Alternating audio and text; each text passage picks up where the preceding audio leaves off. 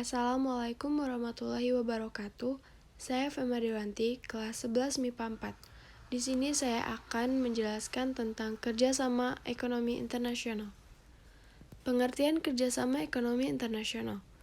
Kerjasama ekonomi internasional adalah kerjasama yang menunjukkan hubungan antar negara dalam bidang ekonomi dengan dasar kepentingan tertentu untuk dapat meningkatkan kesejahteraan ekonomi, pertumbuhan ekonomi, dan peningkatan struktur kegiatan ekonomi nasional. Tujuan kerjasama ekonomi internasional. Yang pertama, memenuhi kebutuhan dalam negeri akan barang atau jasa. Yang kedua, memperluas pasar hasil produksi barang dan jasa atau memajukan perdagangan dunia. Manfaat kerjasama ekonomi internasional. Yang pertama, meningkatkan pendapatan negara.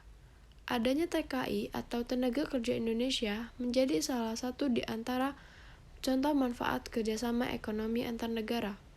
Yang kedua, menjaga kestabilan harga dalam negeri.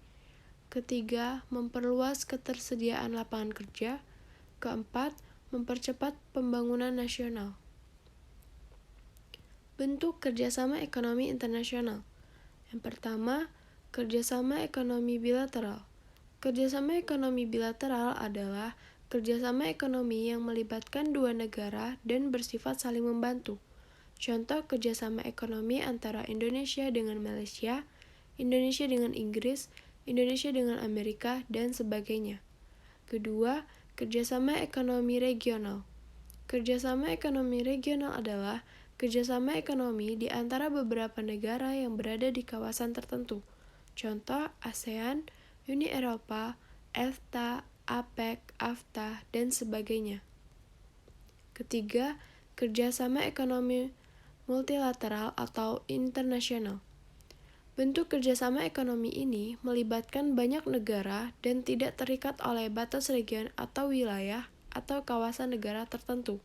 Contoh, kerjasama antara Indonesia, Prancis, Jepang, Korea, Singapura, dan sebagainya. Keempat, kerjasama ekonomi antarregional. Kerjasama ekonomi antarregional yaitu kerjasama ekonomi di antara dua kelompok kerjasama ekonomi regional. Contoh, kerjasama antara Uni Eropa dengan ASE. Lembaga-lembaga kerjasama ekonomi internasional.